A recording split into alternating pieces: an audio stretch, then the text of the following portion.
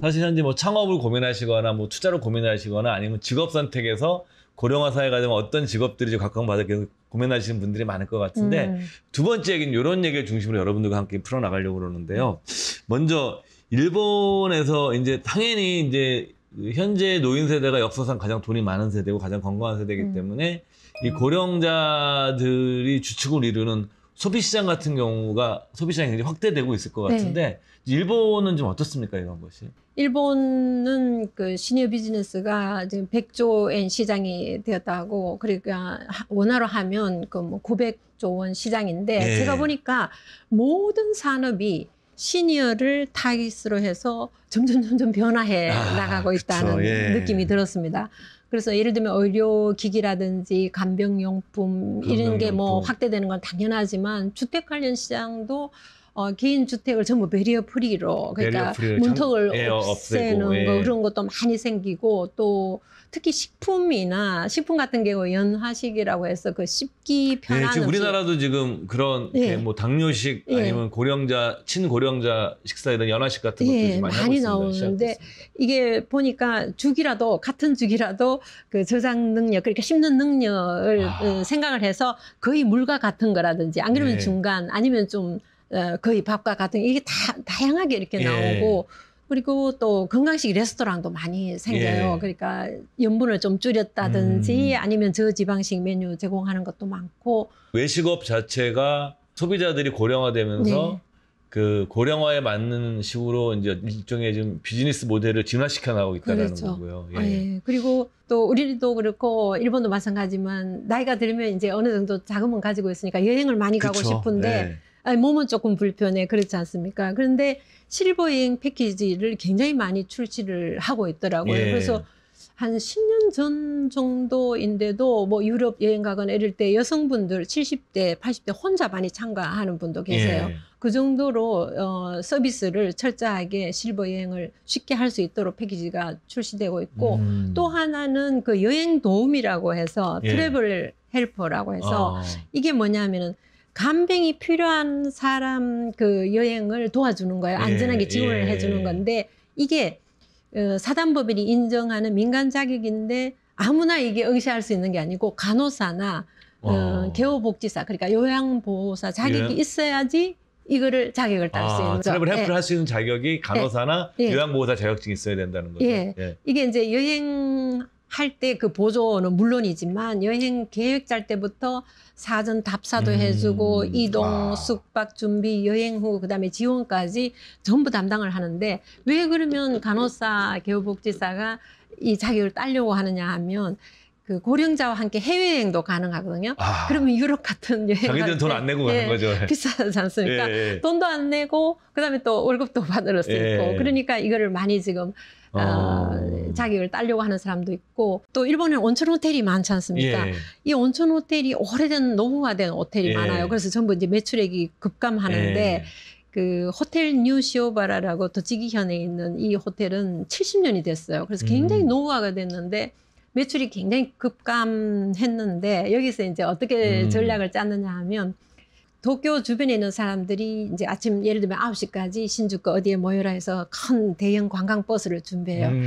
거기에 시니어분들이 다 타면 온천까지 가는데 한 2시간 걸리거든요. 그러면 내리면 다 온천에 들어가게 합니다. 그래서 목욕을 다 하고 나오면은 점심도 아주 이제 조금 시니어를 위해서 부드럽고 씹기 쉬운 그런 점심을 제공하고 오후부터는 뭘 하느냐 하면은 옛날 그演歌 가수 이런 사람들이 와서 쇼를 해요. 대강당에 모여가지고 쇼도 하고 코미디언이 나와서 막 웃기기도 하고 2~3시간 보내고 다시 버스를 타고 이제 도쿄까지 오면 저녁 시간이 되는 거죠. 그러니까 하루 패키지 상품을 온천 호텔에서 파는 거네요. 그렇게 하니까 코로나 시기에 2021년, 22년, 23년 이 동안에 매출이 1.3% 계속 늘어났다는 거예요. 오히려 그 와중에서도요? 그다음에 또 하나는 혹시 여러분들이 그 도쿄에 여행을 가시면 부모님한테 선물을 사드려야 되겠는데 하고 그렇게 작정을 하신다면 그 서구에 나가면 바로 왼쪽에 개요 백화점이 있습니다. 네. 이 백화점이 고령화를 위한 맞춤형 백화점이라고 생각하시면 됩니다. 백화점도 그냥 고령화 특화 백화점 있는 거네요. 예, 다른 그 백화점은 그 인터넷 쇼핑몰 발달해서 그 매출액이 굉장히 급감했는데 네. 이 백화점은 그렇게 급감을 안 했어요. 그래서 여기는 들어가면 고령자를 위한 신발만 쫙 판매를 합니다. 그래서 온 손님들도 다 지팡이 짚고 와요. 그렇게 와서 고령자가 편하게 신을 수 있는 꼭 한번 가봐야 되겠네요. 예. 저는. 화장품인데 항노화라든지 기능성 화장품, 그러니까 고령자들 피부에 맞춰서 그런 저자극 화장품도 네. 많이 갖춰져 있고, 재밌는 거는 그 고객도 시니어 분들이지만 점원도 시니어 분들이에요. 판매원이 70대 혹은 80대 판매원이, 그러니까 몸의 구조를 잘 아시니까 체형이 그렇다면 뭐 이런 옷이 필요하다. 그리고 요즘 그 노인들은 이런 색을 좋아한다. 이런 디자인을 좋아한다. 이런 조언도 예. 많이 해주거든요.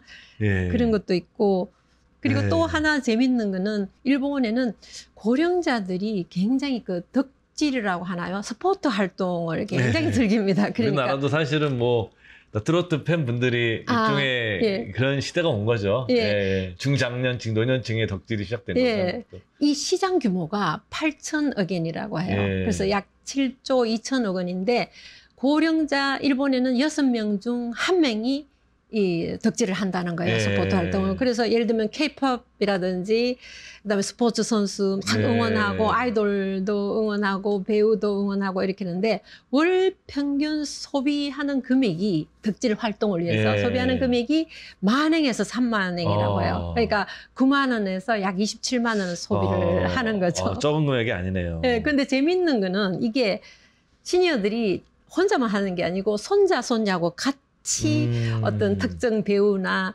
특정 탤런트나 이런 사람한테 응원을 한다는 거죠. 그러면 손자, 손녀하고 대화도 많아지고, 예. 아, 이번에 콘서트가 있다는데 같이 가지 않으려면 이래서 유대 관계가 굉장히 그 돈독하게 예. 이루어진다고 그런 얘기도 들었습니다. 예. 사실 참 많은 이런 그 삶의 변화와 소비 형태의 변화를 좀 엿볼 수 있는 것 같은데요. 네. 뭐 당연한 얘기긴 한데, 사실은 노인 인구가 증가하면 헬스케어나 네. 뭐 돌봄 이런 쪽에 비즈니스가 많이 확대되지 않습니까? 우리 거기서 굉장히- 어떤 것들을 좀 참고해야 할까요? 네, 굉장히 많이 확대됐습니다. 2016년에는 약 25조 엔이었는 시장이, 예. 예를 들면 헬스케어 같은 경우에 약 230조 원이었는데 2025년에는 약 33조 엔. 이게 2050년에는 77조 엔이 된다고 해요. 그래서 약 700조 원이라고 하는데, 예. 여기에 일본에서 많은 투자를 지금 헬스케어 쪽에 하고 있죠. 예, 하고 있고, 또 돌봄 산업 같은 경우에도 2022년 약 11조 엔 시장이라고 해요. 약 예. 100조 원 시장이라고 하죠. 그런데 문제는 일본에서 가장, 아까도 말씀드렸지만 돌봄 산업에서 일할 전문가가 부족한 거예요. 그쵸. 인재가 부족한 거예요. 그래서 최근에 작년에 특히 그 뉴스가 나온 게, 인재가 부족해서 우리나라 같으면 요양원 같은 데서 요양병원이 도산한다는 사람을 뉴스가, 못 구해서? 네, 사람을 못 구해서. 일할 사람을 못 구해서. 예. 그래서 지금 돌봄 인재가 어느 정도 부족하냐면은 2026년에는 약 25만 명이 부족하다고 해요. 예. 이게 2040년에는 57만 명이 부족한데, 예. 해외에서 그 일할 인재 받아들이는 건 한계도 있고, 왜냐하면 그쵸. 이게 또 자격증을 따야 돼서, 예. 일본에는 해외 자격증은 또 인정을 안 하거든요. 예. 그래서 이제 각 대학에서 이 간호학과하고 사회복지학과는 계속 신설하는 거예요. 근처에 있는 대학이 한 3년 전에 간호학과를 만드는데 만들자마자 정원이 넘쳐 흘렀어요. 근데 이제 유아교육학과는 계속 정원 미달, 이런 간호학과, 사회복지학과는 계속 정원이 지금 넘치고 있는. 그러니까 실제 학생들도 뭐 헬스케어 분야로 많이 가려고 그럽니까? 예, 많이 갑니다. 왜냐하면 그 의료나 간호, 이 복지 분야, 이런 분야는 학생들도 다 아는 거죠. 이게 항상 그 시험 문제도, 출제 문제도 뭐 거의 저출산 고령화에 대해서 이거 뭐 어떻게 해결해야 되는가 이런 게 나오니까, 이게 사회적으로 굉장히 의미가 있구나, 예. 큰 문제구나 이렇게